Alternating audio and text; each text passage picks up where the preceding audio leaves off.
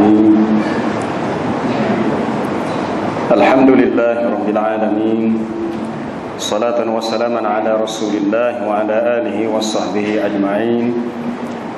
Subhanaka la ilma lana illa ma 'allamtana innaka antal alimul hakim. Wa tub 'alaina innaka antat tawwabur rahim.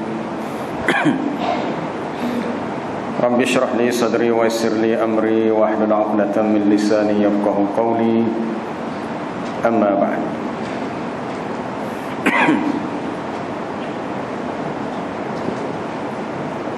Sambungan kita malam ini ayat 26.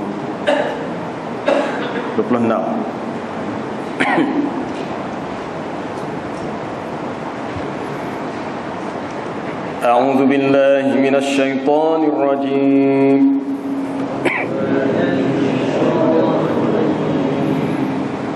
Bismillahirrahmanirrahim.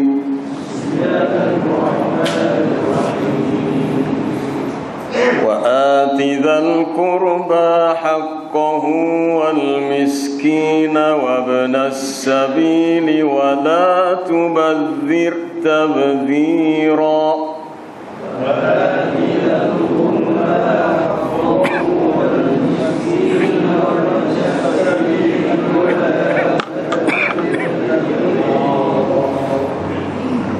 Innal mubadzirina kanu ikhwana syayatin.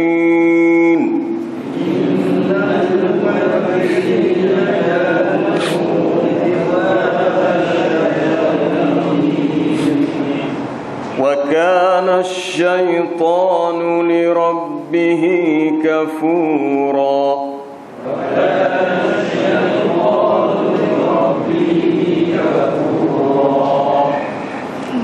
وَإِمَّا تُعْرِضَنَّ عَنْهُمُ ابْتِغَاءَ رَحْمَةٍ مِّن رَّبِّكَ تَرْجُوهَا فَقُل لَّهُمْ قَوْلًا مَّيْسُورًا.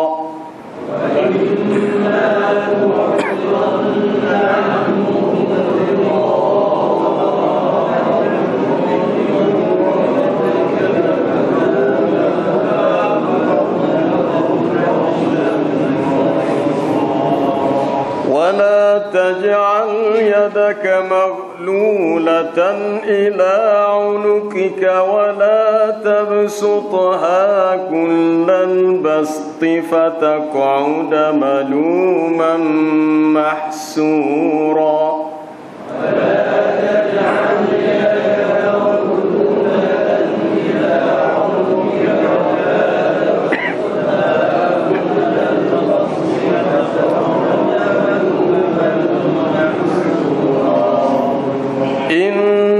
ربك يبسط الرزق لمن يشاء ويقدر.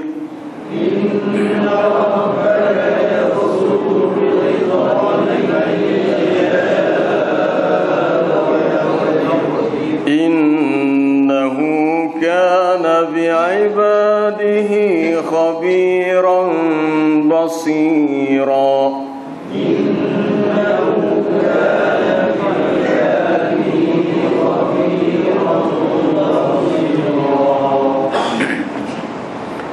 وآت ذا القربى حقه والمسكين وابن السبيل ولا تبذر تبذيرا. Dan berikanlah kepada kaum kerabat, yakni keluarga-keluarga yang terdekat akan haknya, juga kepada orang miskin, orang-orang yang dalam perjalanan, yang bermusafir. Dan janganlah kamu melakukan pembaziran dengan menggunakan harta secara boros.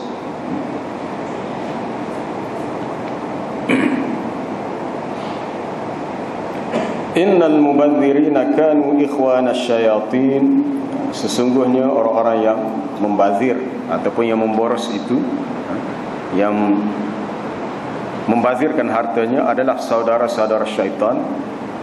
Dan adalah syaitan itu sangat ingkar, sangat kufur kepada Tuhannya. Wa imma tu'ridanna anhum ibtigha'a rahmatin min rabbika tarjuha, dan jika kamu berpaling dari mereka, maksudnya kamu tidak mampu untuk memberikan apa-apa sedekah kepada kaum kerabat, orang miskin, orang yang bermusafir, kerana bertujuan untuk memperolehi rahmat daripada Tuhanmu yang kamu harapkan, maka sekurang-kurangnya faqul lahum, katakan kepada mereka dengan qaulan maisura, dengan perkataan atau ucapan yang mudah, yang menyenangkan hati. Wala taj'al yadaka maghlulatan ila 'unuqika, dan janganlah kamu jadikan tangan kamu terbelenggu ke lehermu. Maksudnya janganlah kamu bersifat bakhil, kedekut. Wala tabsutha kullal bast, dan janganlah kamu menghurulkannya dengan seluas-luasnya. Maksudnya janganlah terlalu boros dan bebas membelanjakan harta sehingga membawa pembaziran. Fataq'uda maluman mahsura, lalu kamu berada dalam keadaan menjadi orang yang tercela dan orang yang menyesal. Inna rabbaka yabsutur rizqa liman yasha' wa yaqdir, sesungguhnya Tuhanmu melapangkan rezeki bagi sesiapa yang Dia kehendaki, dan Dia jugalah yang menyempitkan rezeki itu, yakni bagi sesiapa yang Dia kehendaki. Innahu kana bi'ibadihi khabiran basira, sesungguhnya Dia Maha mengetahui tentang hamba-Nya, lagi sangat melihat, Maha melihat. Jadi ayat 16 sampai ayat 20 ini semua berkenaan dengan infak harta benda dalam bab perbelanjaan, di mana Islam mengajar kepada kita mengambil jalan awsatuha, yang pertengahannya, tidak terlalu israf berlebih-lebihan sehingga membazir, dan tidak terlalu kedekut ataupun bakhil. Baik, kembali kepada ayat 26. Ayat 26 sampai ayat 30. Ayat 26, wa atizal qurba haqqahu wal miskina wa minas sabil, dan berikanlah kepada kaum kerabat akan haknya orang-orang miskin dan orang yang bermusafir. Perintah supaya diberikan sebahagian hak harta benda yang ada dengan kita kepada kaum kerabat, atas tujuan untuk, pertamanya, untuk min silaturrahim wal wuddi, untuk menyambung silaturrahim dan juga kasih sayang. Az-ziyarah, untuk saling mengunjungi. Husnul muasyarah, elok pergaulan. Beri kepada kaum kerabat ni khususnya kepada yang miskin lah, kaum kerabat yang perlu lah. Kalau kaum kerabat tu orang sudah senang kaya, tidak berhajat kepada diberi pertolongan ataupun beri sedekah harta benda. Beri sedekah ni sama ada sedekah sunat yang biasa, termasuklah ketika dilakukan pembahagian harta pusaka. Rujuk dalam ayat ke-8 surah An-Nisa, wa idza hadaral qismata ulul qurba wal yatama wal masakin farzuquhum minhu wa qulu lahum qawlan ma'rufa. Apabila hadir samalah semasa majlis pembahagian harta pusaka itu, siapa yang hadir? Ulul qurba, kaum kerabat, orang-orang miskin, anak-anak yatim. Kalau mereka ada bersama, maka farzuquhum minhu, berikanlah rezeki kepada mereka dengan sedikit daripadanya. Rezeki ini sedekah sunat, walaupun yang hadir itu kaum kerabat ataupun orang miskin, anak yatim yang tak ada kena mengena dalam bab sebagai senarai penerima harta pusaka. Dia bukan ashabul furud, tapi kalau mereka tu hadir, maka waris yang berhak terima pusaka disunatkan untuk mereka sedekahkan sedikit. Kalau kita fikir atas logik kita, harta kita buat apa susah mikir dia? Tak, betul tak? Tapi itu Al-Quran mengajar begitu. Wa idza hadaral qismata ulul qurba wal masakin wal yatama wal masakin, apabila datanglah ke majlis pembahagian harta pusaka oleh kaum kerabat yang tidak berhak menerima harta pusaka, tapi dia kira waris jauh-jauh, dia mari juga. Ataupun anak-anak yatim, orang miskin, maka farzukuhum, Allah Ta'ala menganjurkan supaya diberi sedikit sedekah untuk mereka, dan katakan kepada mereka dengan qaulan ma'rufa, perkataan yang baik. Kita ni mungkin tak sibuk risau, kita perambak pula. Demo tak berkenaan ni balik. Tak berkaitan ni kelip. Ya, mungkin dia mahari itu sebab dia mengharapkan bolehlah sikit gear dia.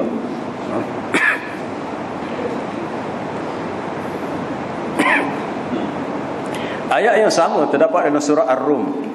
Wa atidhal qurba haqqahu wal miskina wa ibnas sabili dzalika khairul lil ladzina yuriduna wajhallahi wa ulaika humul muflihun. Berikanlah kepada kaum kerabat akan haknya, termasuklah orang miskin, orang yang bermusafir, kerana itulah yang lebih baik di sisi Allah bagi sesiapa yang mengharapkan akan redanya.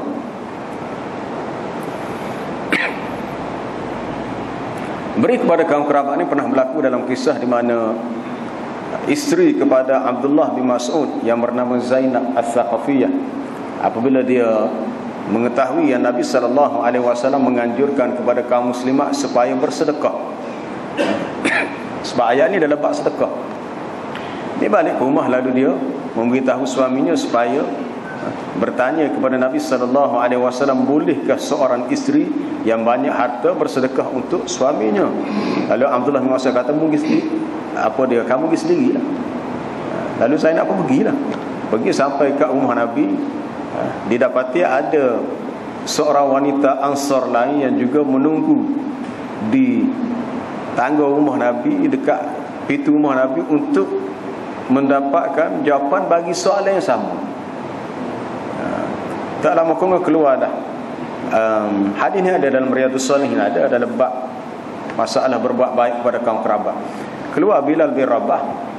Lalu Zainab beritahu, kami datang untuk bertanya kepada Nabi tentang bagaimana seorang isteri yang bersedekah kepada suaminya.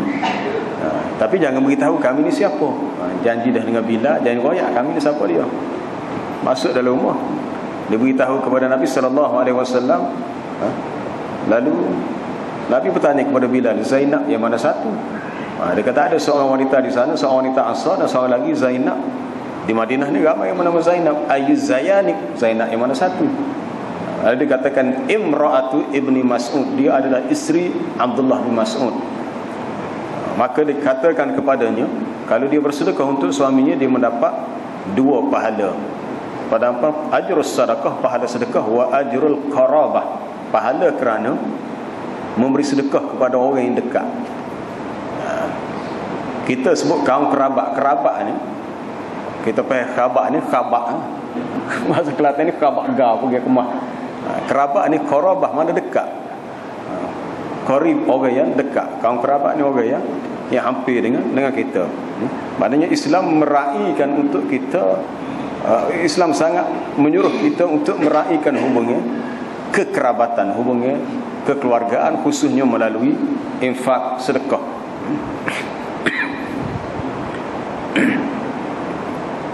Berikan kepada kaum kerabat akan haknya. Tapi bagi orang tidak ada harta, nak beri kepada dia ni, bagi orang ada harta, maka bersedekah kepada kaum kerabat itu sangat besar pahalanya. Begitu juga kepada orang miskin. Orang miskin yang ketiadaan harta benda, dan juga ibni sabil, orang yang berada dalam perjalanan bermusafir dan tidak mencukupi bekalannya untuk dia sampai ke tempat yang dituju olehnya. Adapun bersedekah untuk kaum kerabat, dalam hadis yang sahih riwayat Bukhari dan Muslim daripada Anas bin Malik radhiyallahu anhu, anin Nabi sallallahu alaihi wasallam qala, man ahabba an yubsata lahu fi rizqihi wa yunsa'a lahu fi atharihi falyasil rahimahu.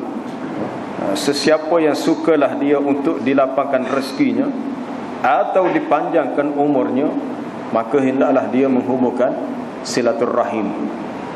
Salah satu cara ialah menolong kaum kerabat, waris-waris yang berada dalam kesusahan. Susah kita tolong. Kadang-kadang kita kena buat satu surprise, kejutan. Kita lama tak jumpa sepupu. Sekali kita cari dia punya tarikh lahir sajalah. Sebenarnya dalam Islam tak ada beri hadiah sempena tarikh lahir hari lahir ni tak ada. Sebenarnya itu budaya kita saja kita buat. Baik, kita buat satu surprise. Mungkin sempena hari raya apa, kita bagi hadiah. Dia tahu dah kita ni waris dia, selama ni tak rapat, kita bagi satu hadiah yang di luar jangkaannya, maka dia akan merasa sangat gembira. Sangat gembira. Sebab tu Nabi SAW bersabda, inna min ahabbil a'mali ila Allah ba'da al-fara'id idkhalus surur 'ala al-muslim.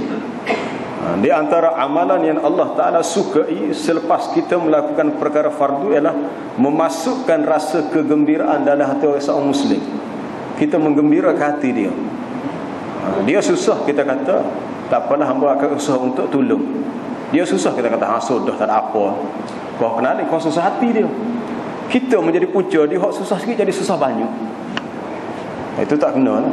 Sepatutnya kalau dia susah, kita semakin beri semangat untuk tolong. Idkhalus surur, memasukkan rasa kesenangan dalam hati seorang muslim. Ada satu cerita, kalau baca dalam kisah-kisah umat terdahulu, hamba terlupa, ada seorang tokoh ulama yang dia suka menolong orang miskin. Satu hari dia lihat seorang wanita berjalan-jalan, mengutip sesuatu atas jalan, cari benda untuk mungkin untuk, kita kata kalau tempat kita setengah tu cari barang buangan untuk mungkin untuk dijual sebagai recycle bagi kita semula. Kadang-kadang ada juga kita sesuatu kita dapat juga. Bila dia jumpa makcik tu, dia pun beri duit. Makcik tu ingat aku beri ke dia ni 1-2 dinar je. Apa dia beri 1000 dinar. Macam mana perasaan dia? Masa tu kalau bagi 1 dinar pun sudah mencukupi. Mana dia sengaja bagi lebih untuk bukan sahaja nak tolong, tapi yang lebih penting lagi nak idkhalus surur, memasukkan rasa kegembiraan dalam hati seorang muslim. Itu bagi orang yang mampu untuk berbuat begitulah. Kita tahu kawan kita ni dia orang susah, kita duit banyak, kemudian kita fikir kita berhajat nak pergi umrah, kita buat surprise. Satu masa kita cerita, saya dah tempah tiket untuk siapa? Untuk awak umrah. Suka dia. Dia dapat pergi Mekah free. Kita yang sponsor dia. Apa perasaan dia? Dia akan ingat kita punya budi baik kita siapa? Mati. Sebab kita telah memberi suatu sumbangan yang baginya sangat bernilai, sangat berharga. Bagi sesiapa yang mampu buatlah. Khususnya bagi kaum kerabat.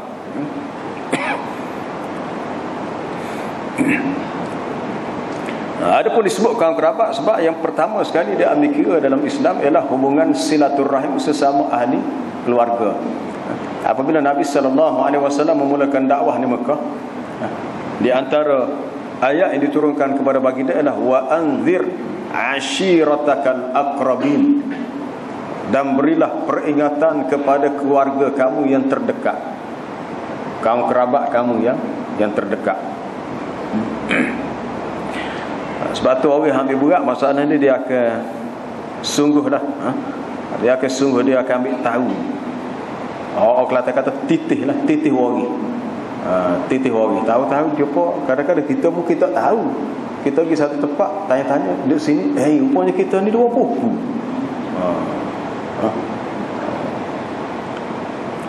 Ataupun boleh jadi kita ni gini-gini. Hamba masa ngajar di Mahak dulu, ada 1 tahun lama dah. Kita ngajar lama dah kelas tu. Lepas tu titih awak dekat apa mana. Rupa-rupanya ayah dengan mak kita tu sepupu. Kata awak dengan saya ni 2 pupu. Baru tahu lama dah. Dia tahu dah, dia tak cerita kita. Jadi bila kita tahu rupanya sebenarnya cuanya untuk merapatkan silaturahim, untuk lebih kenal. Kita kenal dia, dia kenal kita. Tapi kalau kita tak cara benda ni, kadang-kadang hak dekat dengan kita, sepupu, 2 pupu, anak saudara pun tak apa kenal. Sebab kita jari pergi mari. Bila jari pergi mari, jadi hubungan itu tak rapat. Dia kasih sayang ni dia hanya wujud apabila saling berhubung. Ada apa dipanggil? Ada human connection, ada hubungan kemanusiaan, ada relationship. Bahasa Inggeris kata relationship, ada hubungan dari segi kemanusiaan. Mana antara satu sama lain kita saling berhubung, tanya khabar. Sampai sekarang ni mudah. Setengah tu dia buat grup WhatsApp keluarga sikit-sikit. Dalam keluarga tu ada belaka, sepupu, dua pupu, anak saudara, family ceria ke apa, buat apa-apa nama. Tujuannya untuk jaga silaturrahim. Kalau boleh buat, kita manfaatkan teknologi ini untuk memenuhi tuntutan agama. Mana-mana yang susah yang perlu kita bantu di sudut harta benda. Apabila kita memberi, kita jangan ingat pemberian kita tu akan hangus hilang, begitu tak? Setiap pemberian kita ada gantinya. Ada gantinya. Wa ma anfaqtum min syai'in fahuwa yukhlifuhu. Apa sahaja yang kamu nafkahkan daripada harta, yang kamu sedekahkan, Allah Ta'ala akan gantikannya. Akan digantikan. Carilah banyak buku-buku yang cerita tentang kelebihan sedekah. Semakin banyak kita sedekah, sebenarnya harta itu semakin berkat dan rezeki semakin murah. Beri kepada miskin, beri kepada ibn sabil, orang yang bermusafir, dan janganlah wala tubazir tabzira, janganlah kamu membazir atau menghamburkan harta dengan begitu sahaja. Baik, kita lihat takrif membazir ini macam mana. Dalam membelanjakan harta, dia berlaku dua keadaan. Sama ada israf berlebih-lebihan, ataupun dalam keadaan yang kedua taktir, ataupun terlalu kedekut. Walladzina idza anfaqu lam yusrifu wa lam yaqturu wa kana baina dzalika qawama. Ayat ini menceritakan sebahagian daripada sifat ibadur rahman di akhir surah Al-Furqan. Orang-orang yang apabila membelanjakan harta mereka, mereka tidak berlebih-lebihan dan juga tidak terlalu kedekut, tetapi dia ambil antara kedua-dua cara tadi, qawama, jalan tengah, cara yang munasabah.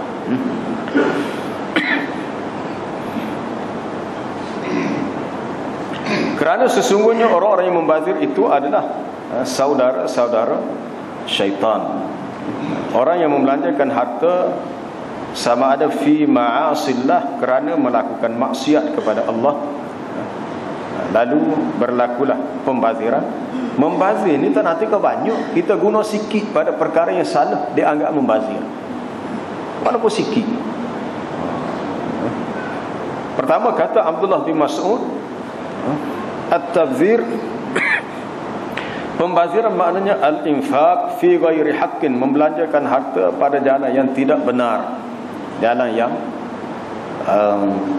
sajalah. Mana pembelanjaan itu tidak membawa apa-apa manfaat. Kita membeli sesuatu yang tidak memberi manfaat untuk kita. Hamba minta maaf kalau sebut masalah wakaf. Wakaf ni memberi manfaat atau tidak? Kalau mungkin orang kata ya ada manfaat, itu terpulanglah.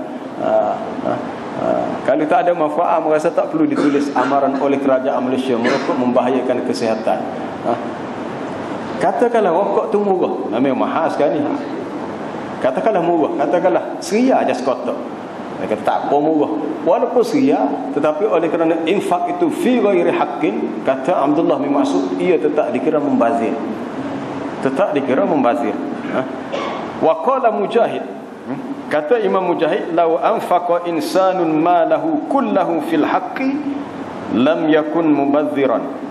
Kalau seseorang manusia membelanjakan hartanya semuanya pada jalan yang benar, jalan yang betul, semua, maka tidaklah dia dikira membazir, sebab dibelanjakan pada jalan yang betul, jalan yang benar. Tapi walau anfaqa muddan fi ghairi haqqin, kalau dia membelanjakan hartanya walau sekadar mud, secupok je, sikitlah secupok, tapi pada jalan yang tidak benar, jalan yang salah, maka dia tetap kana mubadziran, tetap dikira membazir, tetap dikira membazir. Ini kita kena muhasabah balik, sebab kita hidup di akhir zaman ni kadang-kadang banyak israf berlaku. Israf. Walaupun kita kata benda tu dia lain, antara israf dengan membazir ni lain. Ada kadang berlaku israf tapi tidak membazir. Contohnya kita beli makan ni. Sekali makan ni tu kita punya menu kita tu mungkin sampai 10 menu. Waktu sikit, ni sikit. Mungkin habis juga tapi lebih. Mana lebih sepatutnya, padahal 2, 3 pun banyak dah. 2 pun dah mencukupi dah. Walaupun tidak membazir sebab kita makan habis, tapi dia anggap israf. Dalam bab makan minum, wa kulu washrabu wa la tusrifu, makanlah dan minumlah, jangan kamu berlebihan. Jangan berlebihan. Kalau kita makan mungkin menu tu 3, pakai sikit ya, lebih tu tahu. Biasa kadang-kadang kita pergi restoran-restoran besar, kadang-kadang sebab atas meja makanan lebih, membazir kita kata. Kalau tahu dah tak habis, jangan pesan banyak, ambil sikit. Kemudian kata Sayyidina Ali pula, ma anfaqta ala nafsika wa ahla baitika fi ghairi sarafin wala tabdhirin wa ma tasaddaqta falaka wa ma anfaqta riya'an wa sum'atan fadhalika haddu syaitan. Apa yang kamu nafkahkan untuk dirimu dan ahli keluargamu dengan cara tidak berlebihan dan tidak membazir, dan apa yang kamu sedekahkan maka untuk kamu pahalanya. Tetapi apa yang kamu belanjakan kerana riak, kerana menunjuk-nunjuk, ataupun untuk sum'ah, untuk memperdengarkan kepada orang lain bahawa kamu seorang yang suka bersedekah, maka sedekah yang begitu dianggap bahagian bagi syaitan.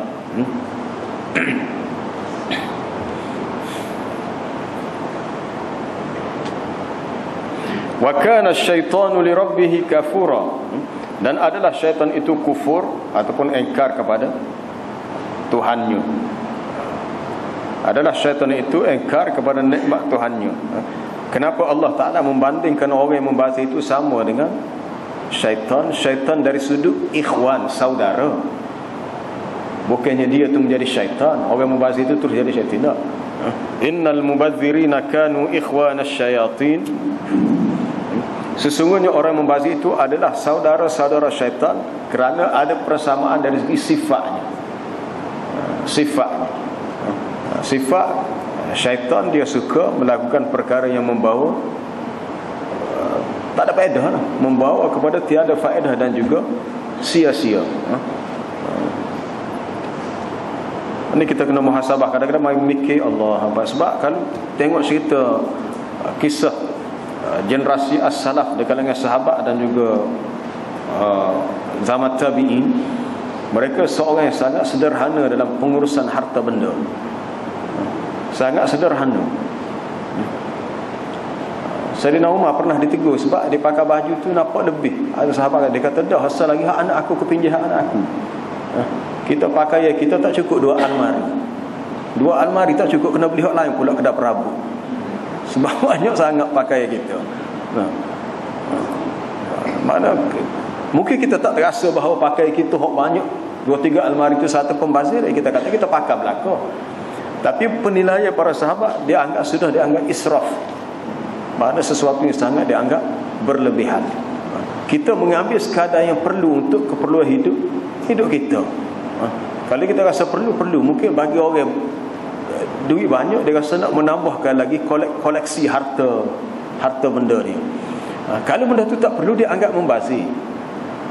Kalau kita rasa perlu, kita memiliki 3 buah kereta, dipersilakan.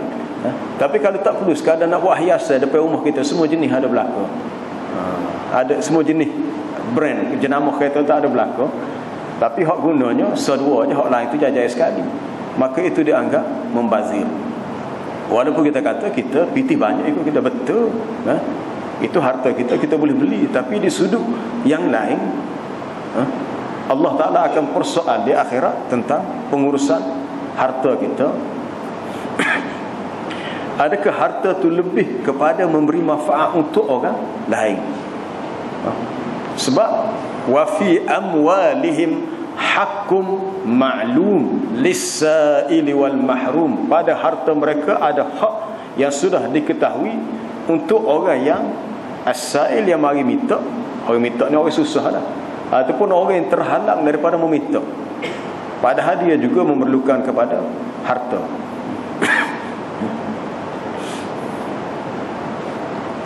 Qala al-Karhi, berkata seorang tokoh ulama, ini daripada mazhab Imam, tokoh ulama mazhab Hanafi, al-Hanafiyah, bernama Imam al-Karhi.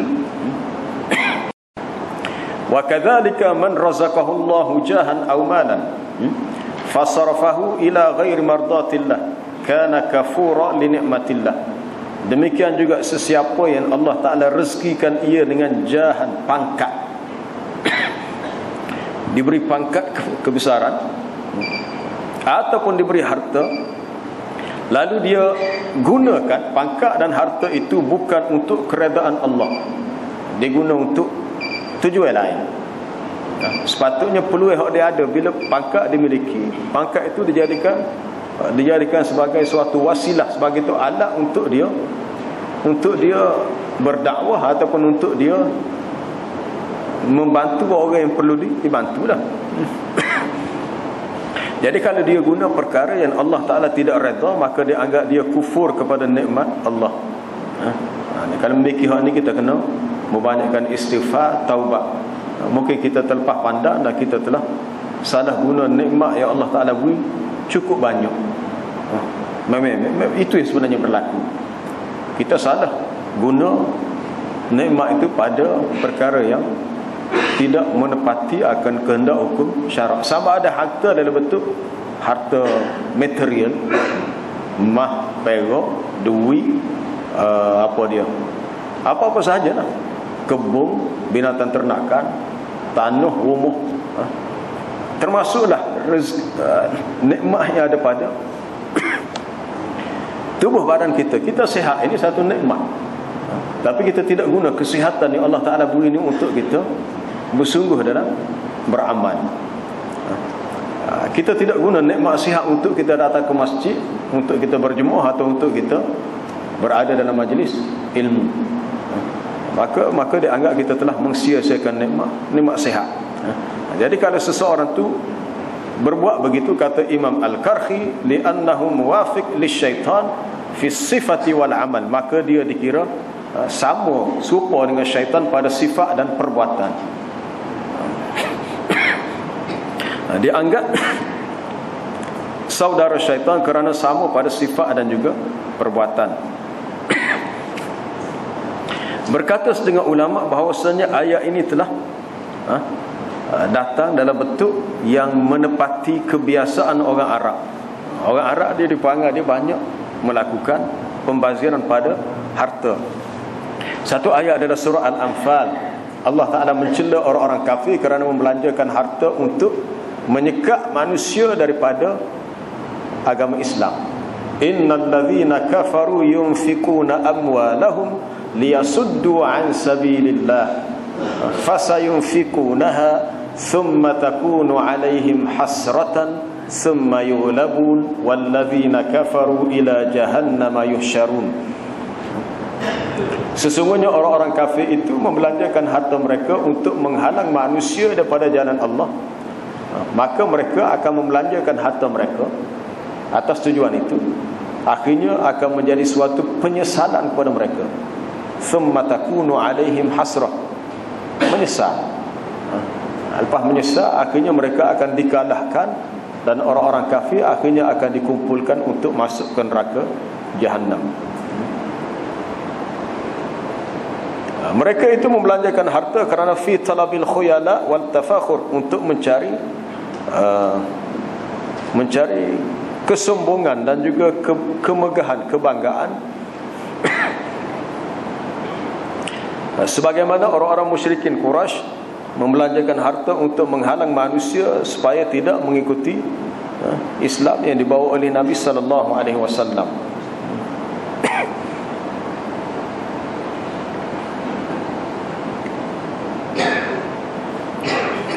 Wa imma tu'ridanna anhum ibtigha'a rahmatin min rabbika tarjuha Dan sekiranya kamu berpaling daripada mereka, maksud berpaling di sini kerana tidak mampu untuk menolong mereka dengan bantuan sedekah harta benda,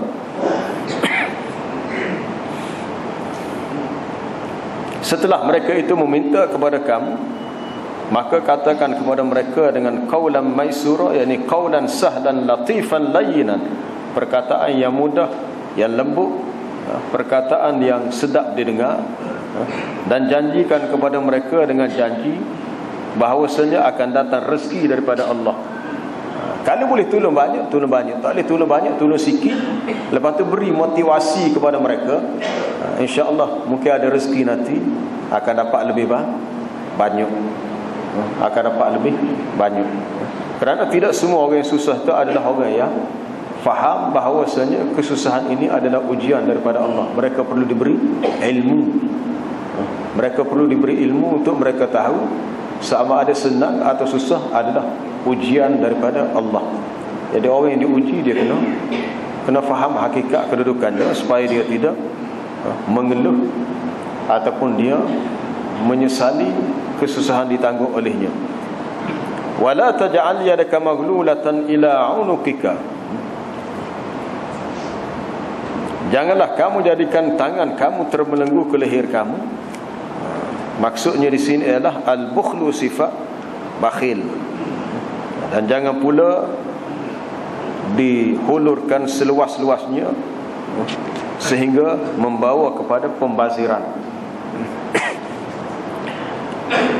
Ialah mungkin bagi kita hak tak seberapa ni, mungkin kita kata membazirlah, mungkin sebab dia sesuatu yang relatif.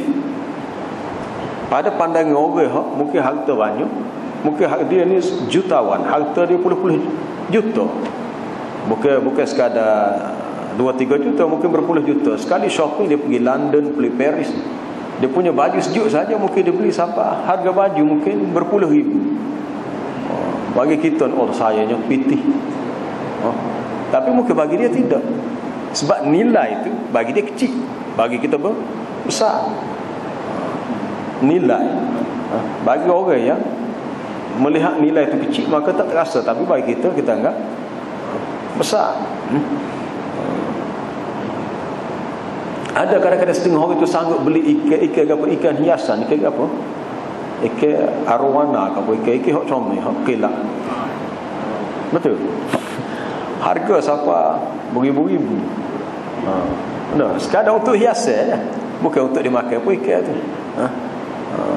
Tapi tak tahulah dari segi manfaat agamanya apa dia, wallahu alam lah. Tapi muka orang minat, dia mungkin akan belilah.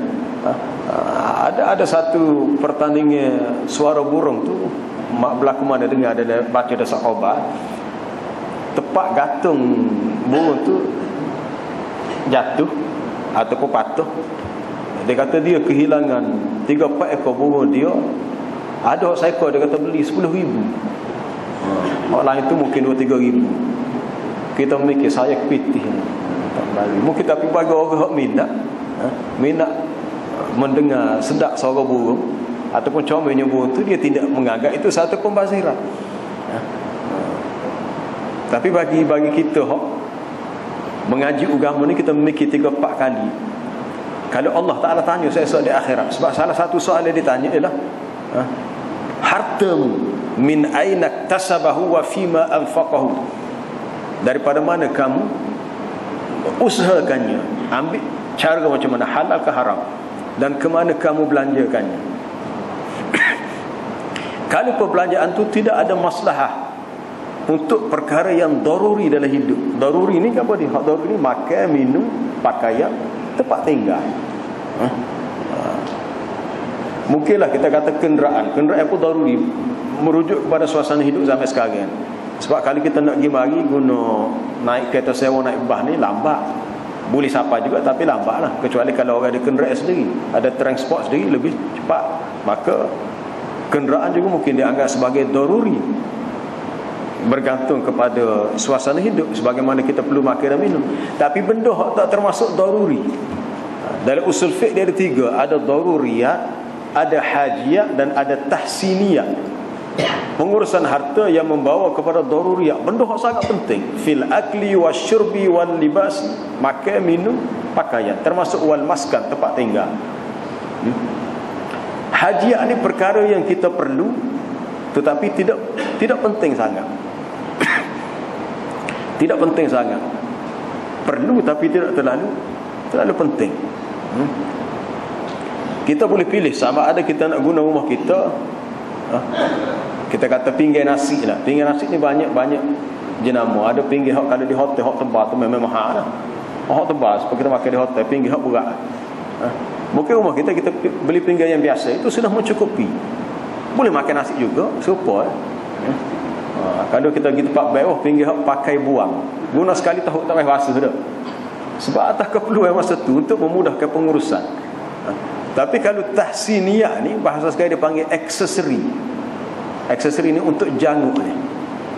Kita beli kereta mana-mana, kita bawa pergi kedai solek kereta. Solek ni untuk janguk. Padahal kalau tak solek pun kereta boleh gerak sepatu lah. Sebab benda asah keretanya ada tayar, ada steering, ada enjin, gerak, ada body. Aksesori hak lain itu benda tahsiniyah. Jadi pastikan pengurusan harta nombor satu dari segi dia punya prioriti, keutamaannya kepada daruriyat, kemudian menyusul kepada hadiah. Tahsiniyah tu tengok keadaan perlu atau tidak. Biasanya kalau bak gini ni orang tino lah, biasanya kadang-kadang dia kena tengok tubik model langsing yang baru, tengok dalam katalog. Semua sekarang orang jual beli online belaka. Online belaka, buka dalam telefon, tekan-tekan model langsing terbaru. Kena comel. Langsing ada tu model lagi baru je, tukar beli hak lain pula. Maka kita menganggap ini suatu pembaziran. Tapi kalau dia kata cara apa pembazir, dah aku ada pitih, aku kena aku nak juga. Itulah. Lepas tu kita kadang payah kita nak kawal nafsu kita.